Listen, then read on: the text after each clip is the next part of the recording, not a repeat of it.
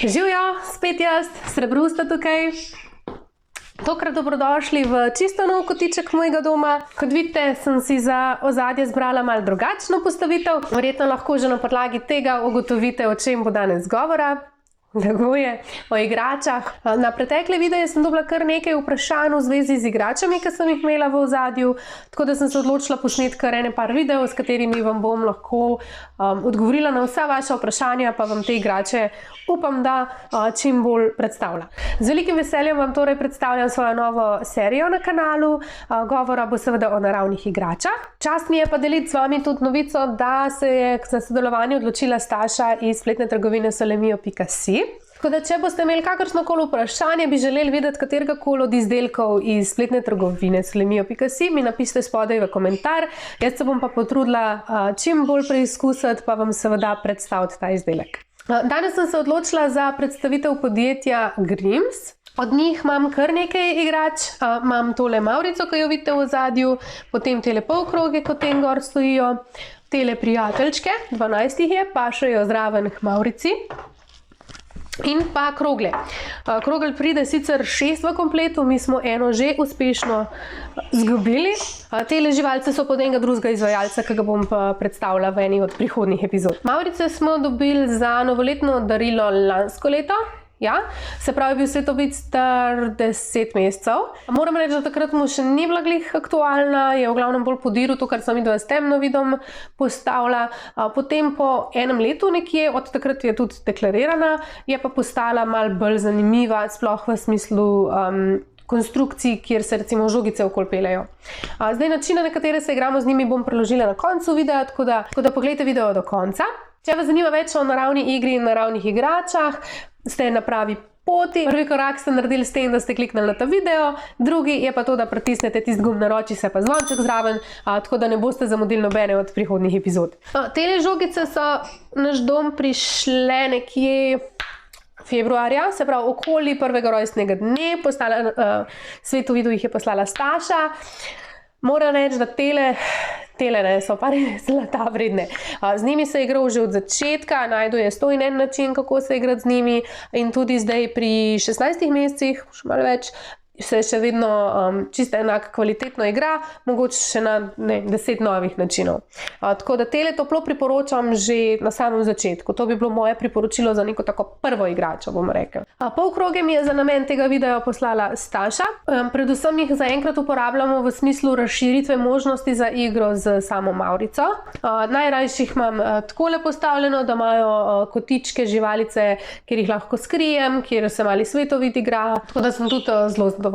Prijateljčke sem kupila rabljene na internetu, zelo jih rad drži, seveda daj usta, za majico, kamorkoli, za radiator, gleda kam padejo. Tako da tudi zelo pogosto v rokah našega malčka. Zdaj bom priložila nekaj slik pa video posnetkov, kako se pri nas doma igramo s temi. Če imate še kakšne predloge, slike mi lahko tudi pošljete. Grims je nemško podjetje, ki izdeluje igrače v Evropi.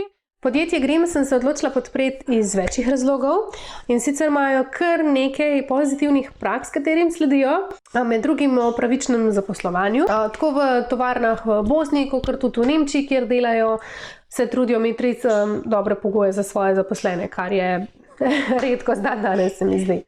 Druga taka je, da pri izdelavi uporabljajo samo les iz gozdov v Evropi, in sicer so pridobili tudi certifikat FSC, kar pomeni, da podjetje trajnostno uporablja gozdove v Evropi. In sicer gre za pogozdovanje, se pravi za vsako drevo, ki ga vzamemo z narave, posadimo novega. Uporabljajo pa drevesa, kot so jelša, javor, breza. Večina stvari je izdelanih v Evropi, kar nekaj jih je v Bosni, vsaj tale Mavrica in pa polkrogi, mislim, da so imeli gor Made in Bosnia.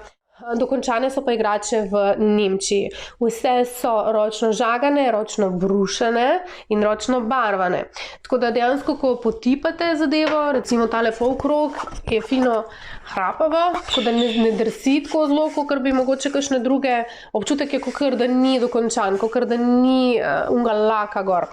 Grimsovi izdelki imajo svojo ceno, seveda, ampak za ta denar res dobite veliko. Se pravi, dobite ročno izdelano, ročno barvano in pa barvano je z vodnimi barvami oziroma barvami na vodni osnovi, premazano z naravnimi olji, ki imajo čisto vse možne certifikate, tako evropske kvalitete in vas res ne rabi biti strah v smislu, kaj bo zdaj, če da to moj otrok v usta.